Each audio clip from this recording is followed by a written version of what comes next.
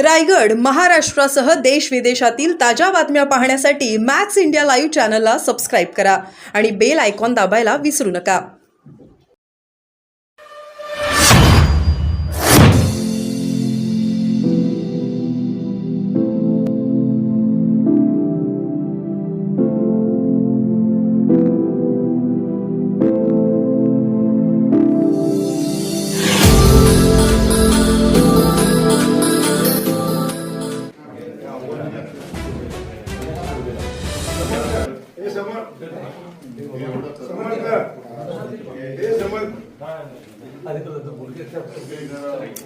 दादा इकडे दादा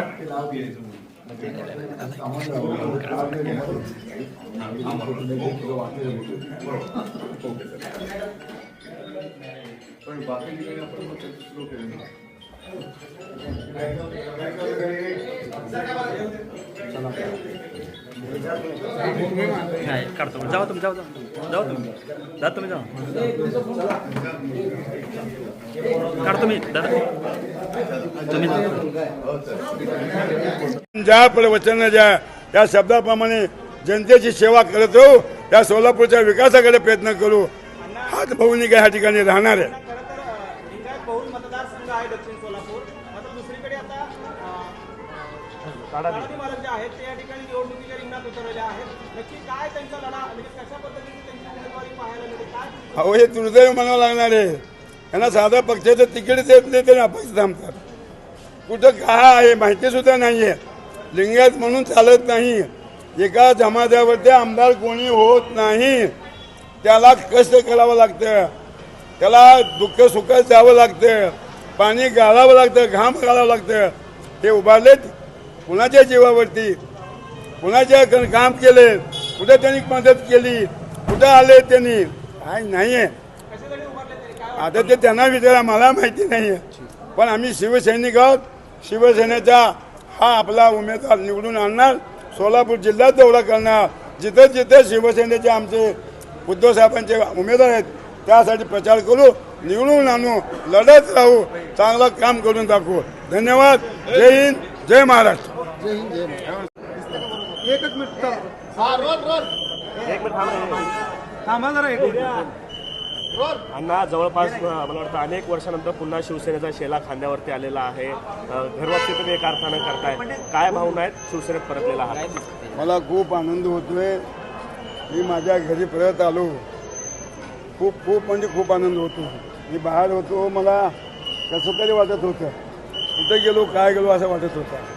पण असो, आज उद्धवजी साहेबांच्या हस्ते बंधन बांधून घेतलेलं आहे। तेव्हा मला शिवसेना प्रमुखांनी ताईत घातलं होतं। आज उद्धव साहेबांनी माझ्या हातात मनगटात भगवा बांधलेले आहेत। मी या भगव्याच्या पायी म्हणून या सोलापूरची सेवा करत आहे। काय झालं भाजपमध्ये असं साहेब की मन रमलं नाही तुमचं आणि बाहेर पडलं? भाजप गेलो ते वाट चुकली माझी। भाजपामध्ये काही रस नाही आहे, नुसतं गोड बोलतात, काही त्यात तथ्य नाही आहे। ही दोन्ही आमदार काही कामाचे नाही। ते सत्याचे मंत्री होते, पालकमंत्री होते, आमदार होते, दिल्लीत खासदार त्यांचा, सत्ता त्यांच्या, पण सोलापूरचा विकास होऊ शकला नाही। हे दुर्दैव म्हणावं लागणार आहे। सोलापूरचा बकास केले त्यांनी। दोन्ही आमदाराचं भांडणं आहेत, एकमेकाला तिकडे गेलं की इकडे, इकडे गेलं की तिकडं। हे दोन्ही देशमुख नोटक्के माणसं आहेत। ते विकास माणसं नसून दुष्ट माणसं आहेत। यांच्या ताकद नाही आहेत सोलापूरचा विकास करावा, त्यांचा विचार नाही आहेत। फक्त मी पुढं तू पुढं, मी कसं खाऊ तू कसं खाऊ, आणि भांडायचं आणि मिळून खायचं, की अशा परिस्थिती या सोलापूरला बकास केलेले आहेत। मला म्हणून मी वाईट वाटतं। माझ्यापेक्षा माझ्या सोलापूर जनतेचा प्रश्न सुटला पाहिजे, माझ्या सोलापूरचा विकास झाला पाहिजे। दीन दलित गोर गरीब कष्टकरी शेतकरी मोलमजूर ताट मानाने जगलं पाहिजे।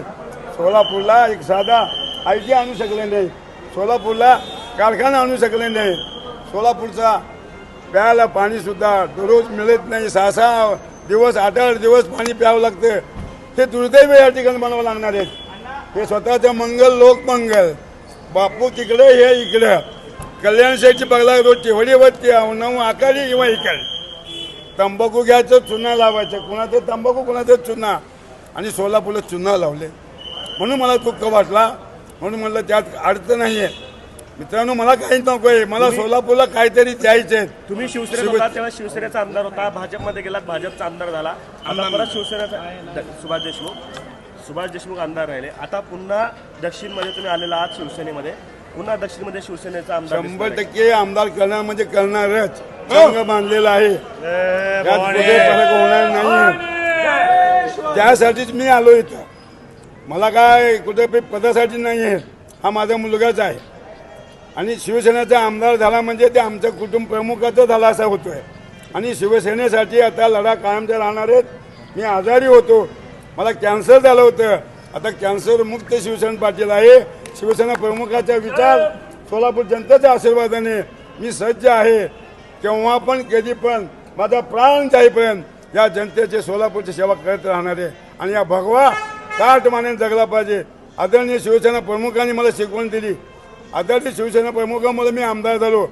मी आज पेन्शन घेतो ते बाळासाहेबांमुळं. त्या सोलापूरच्या जनतेचे मी अन्न खातो. या जनतेला विश्वासघात न करता या भाजपवाल्यांनी फसवलं. फडणवीस सुद्धा मला पद देतो, हे देतो, आपण पण सांगितलं. पण मला त्यावेळेस परिस्थिती वेगळी होती. म्हणून सोलापूरचा विकास व्हावा, तालुक्याचा विकास व्हावा, शेतकऱ्याचा प्रश्न सुटावा, उजनीचं पाणी मिळावा, सोलापूरला दररोज पाणी मिळावा, या हेतूने मी त्या भागात आमदार व्हावासाठी प्रयत्न केलो. पण बापूला निवडून आणलं. बापू एकावर एक फ्री म्हणलो, ते स्वतः फ्री मला करून टाकले, तो स्वतः एक राहिले. चला ठीक आहे, काही फरक पडत नाही आहे.